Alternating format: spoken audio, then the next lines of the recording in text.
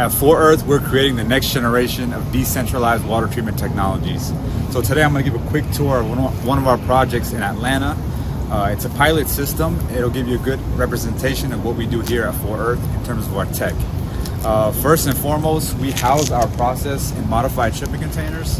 This gives us the ability to build our systems in a controlled factory setting, ship it off to a project site, and from there it's plug and play water treatment.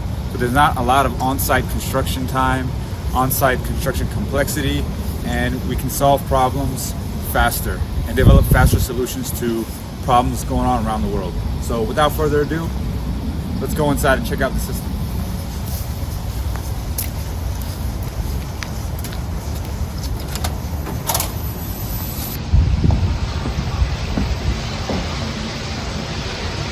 Before I show you the process, I'd like to show you our UI UX, or some of the tech behind our process.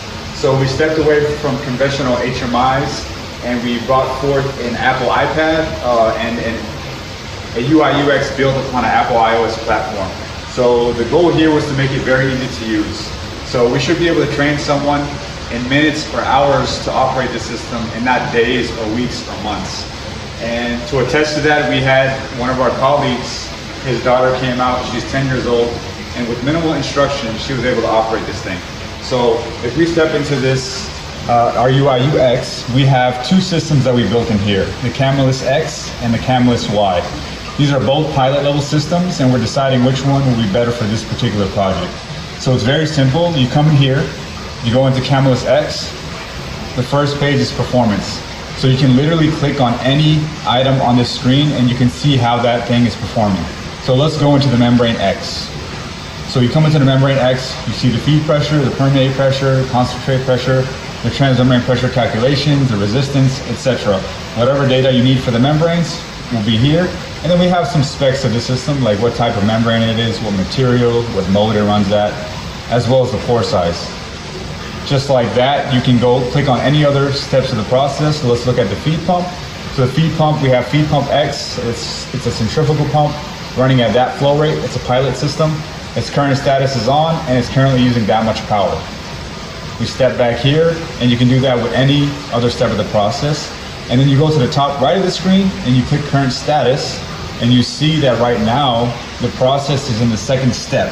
So we have a 4-step or 5-step process here, and we're in the second step of that process highlighted by that green button. And we have about 25 minutes before we go to the next step, which is where the membrane will actually clean itself using water and air. And I'll step into that as we go through the process. We go back here. The next screen is controls. So on the control screen, basically you input everything you need to for the system to run autonomously. So you take in the time sequence. Right now we have 145, 60, and 100 for each step. Let's go ahead and change that to 50. For an example, see, very easy to change timings. You click back, then you go into flow rates. You go into your flow rate of every step, and these are just example numbers. You can change the flow rates of every step of the process. And then we have pressure decay tests and emergency process settings. And once you input all those parameters, you hit auto mode, and the system will basically run on its own. Now we also have a third page. I won't dive into it too much, where we show our data. So right here we can see, for the Camillus X weekly energy use, our feed pump is taking about 10%, our backwash about 5%, and our air compressors are about 85%. And we do the same thing for the Y side, and then we come back here. And another thing I'd like to highlight here is we built another process with another membrane. So basically same interface, but just a different type of membrane. And one thing we're trying to do is develop our proprietary software, where the system will become smart and will learn what's coming in, what needs to be produced, and it'll optimize the energy within the system so that the operational costs become even lower and lower, and the membrane longevity increases. But that's enough about the interface. We would like to step into the controls. So everything here, this is the brain of the system. So this has the relays, the VFDs, all the PLC cards, the PLC itself, and all the communication devices, so the system can be controlled remotely. Safely, that is. And now we'll go into the process. So this is a pilot system, so it's a smaller version of what we can create. We have our Feed X tank right here, where the water we are treating comes in. This particular project, we're treating the waste from a drinking water treatment process, predominantly made up of spent filter backwash water. If we step into this tank right here, this is our permeate tank, where our clean water is stored after it's treated through the membranes. And I'm gonna step by right here and show you the Membrane X. So these are polymeric-based membranes operated outside in dead-end mode. These membranes have a pore size of 0.02 microns, so about 1,000 times less than the size of a human hair. And basically this whole system is autonomous. It has actuators, sensors, transmitters, and it has a program sequence. So the system will run on its own based off what you input. And the makeup of the system is clear. There's pumps that drive water through the membrane. This is a pressurized module. It drives the water through the modules. The water goes through the fibers, and when it travels through these pipes, it is collected into this tank, and I will show you how clear the water is.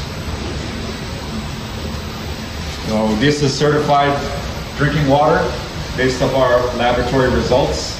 And right here we have our air compressor. So for this particular type of membrane, it needs to be cleaned with air and water periodically. So we designed it with an air compressor that introduces air to the bottom of the membrane. And basically, during a backwash process, the water gets reversed from that tank.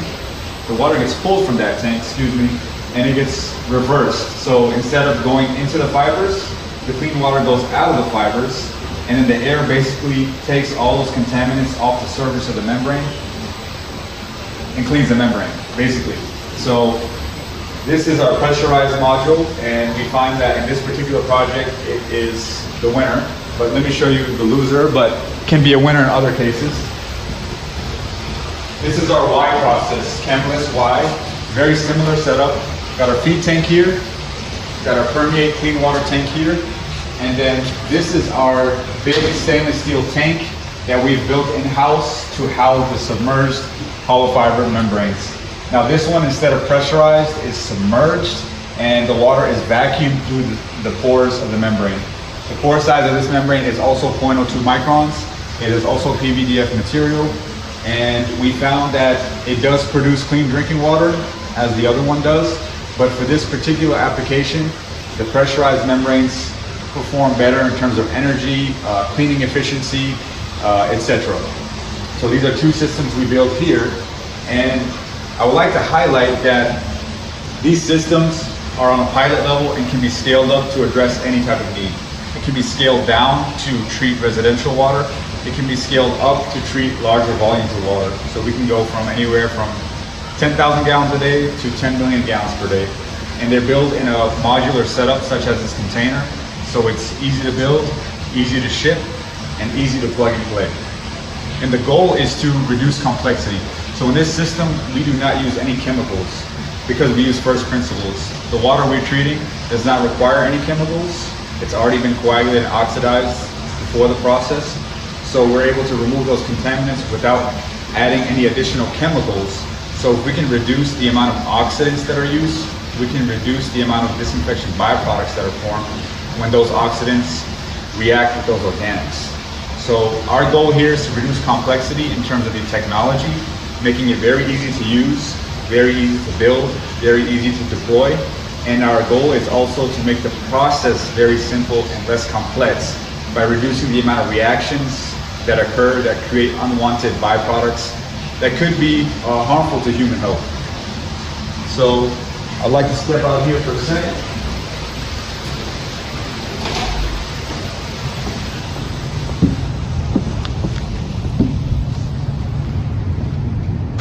So as I mentioned, our goal here at 4Earth is to create the next generation of decentralized water treatment technology. We're developing new methods such as software, such as solar technology or renewable energy integration that'll basically allow these systems to be fully off-grid because some countries around the world don't have access to electricity. So this is a fundamental issue. So for fundamental issues, we have to think of fundamental solutions. So we are developing a method or a system that can run without electricity. So This is a quick example of one of our projects in Atlanta. It's a pilot system that we called Camelus X and Y. Somebody said this is a camel race between X and Y, and right now X is winning. So stay tuned to see which project gets implemented here on a full scale.